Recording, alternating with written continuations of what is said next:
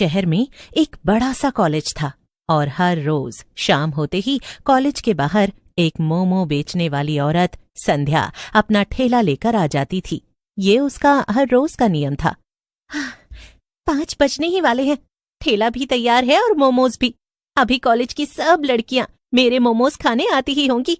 लाल मिर्च वाली चटनी भी एकदम तैयार है। जैसे ही शाम के 5 बजते हैं, कॉलेज की कई लड़कियां संध्या के मोमोज खाने आ जाती हैं।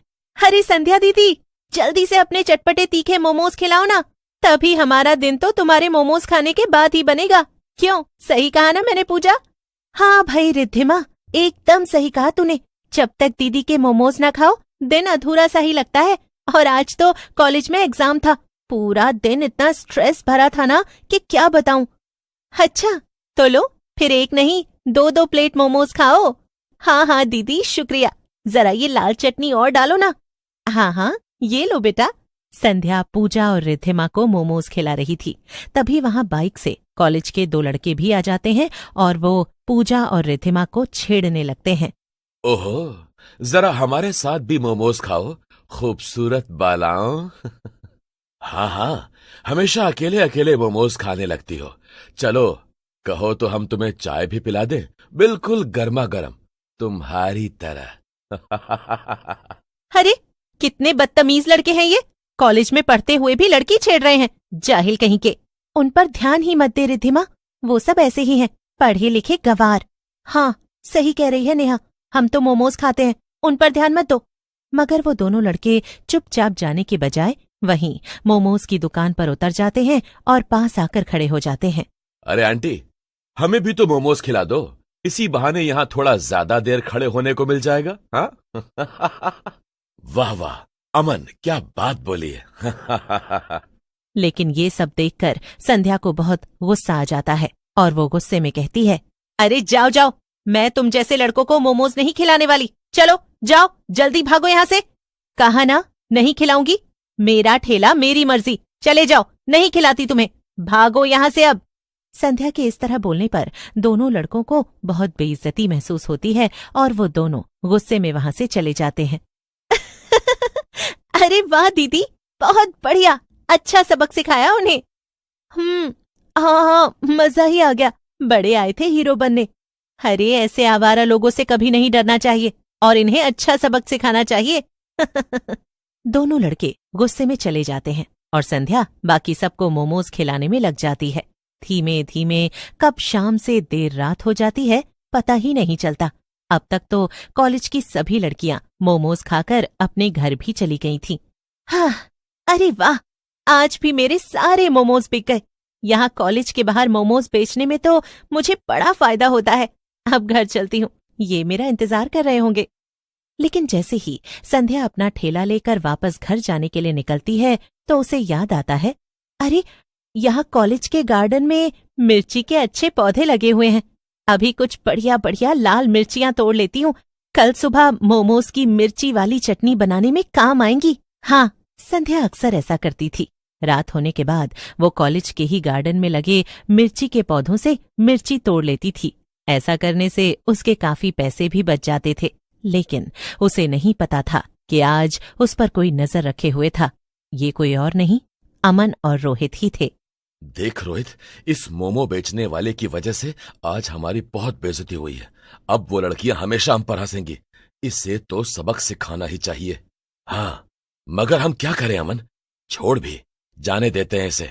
क्यों फालतू में इस लफड़े में पड़ना, वैसे भी हमारी इज्जत करता ही कौन है। अरे ऐसे कैसे? तू जानता है ना रोहित कि मुझे बिल्कुल बर्दाश्त नहीं कोई मेरी बेइज्जती करे। मैं तो इन्हें सबक सिखा कर ही रहूंगा। अमन और रोहित संध्या को बड़े ध्यान से देख रहे थे। वो देखते हैं कि संध्या कॉलेज के अंदर गार्डन में जाती है, कुछ लाल मिर्ची तोड़कर अपने झोले में डाल लेती है और फिर बाहर आकर अपने घर की तरफ जाने लगती है। देख रोहित, ये गरीब मोमो बेचने वाली औरत ने हमारे कॉलेज के गार्डन से मिर्ची चुराई। अभी हम बाइक से इसका मिर्ची वाला झोला लेकर भाग जाते हैं। और अमन ऐसा ही करता है। वो संध्या के बगल से बाइक लेकर निकलता है और उसका झोला छीनकर भाग जाता है। संध्या भी पीछे पीछे भागने लगती है। अरे मेरा झोला! चोर! चोर! कोई मेरे झोले को बचाओ! वो दोनों बाइक वाले मेरा झोला चुरा कर मगर बेचारी संध्या उनके पीछे पीछे भाग रही थी। अचानक से पीछे से एक ट्रक आ जाता है और संध्या का एक्सीडेंट हो जाता है। संध्या तुरंत मर जाती है और एक चुड़ैल में बदल जाती है। वहीं रोहित और अमन ये नजारा देखकर बहुत डर जाते हैं। अमन, ये क्या? ये मोमो बेचने वाली तो मर गई। ये सब हमारी गलती है। हमें इसके साथ ऐसा मजाक नहीं करना चाहिए था। मुझे बहुत डर लग रहा है। भला इसमें हमारी क्या गलती? वो तो खुद ही ट्रक के सामने आ गई ना रोहित। चल चल यहाँ से भागते हैं। यहाँ रुकेंगे तो फंस जाएंगे। अमन और रोहित जल्दी से अपने घर पहुंच जाते हैं। रात के 12 बजते ही अमन के घर के बाहर तेज घंटी की आवाज सुनाई देने लगती है। जैसे ही अमन घर के बाहर जाकर देखता है तो उसके रोंगटे खड़े हो जाते हैं। बाहर एक चुड़ैल मोमो के ठेले के पास खड़ी थी। अरे अमन, आ गए तुम? लो, गर्मा गर्म मिर्ची के मोमोज खाओ, एकदम स्वादिष्ट है। क्या मोमोज? यानी तुम कहीं वो मोमो बेचने वाली औरत तो नहीं? तुम चुड़ैल बन गई हो? मुझे तो आज पता चला कि आदमियों में भी दिमाग होता है। तो चल, अब ये मोमो जल्दी से खा ले, वरना ये भी तुझे पता ही होगा कि मैं तेरा क्या हाल करूंगी। किसी तरह डरते डरते अमन चुड़ैल के हाथ से मोमो की प्लेट लेता है और एक मोमो मुंह में डालता है, लेकिन मोमो खाते ही उसके कान और मुंह से धुआं निकलने लगता है। अरे बाप रे, तीखा तीखा, बचाओ बचाओ, इतने तीखे मोमोज, बचाओ बचाओ, इन्हें मैं कैसे खाऊं? बेचारा अमन पानी पीने के लिए घर के अंदर जाने की कोशिश करता है, मगर चुड़ैल अपने लंबे हाथों से अमन का गला पकड़ लेती है।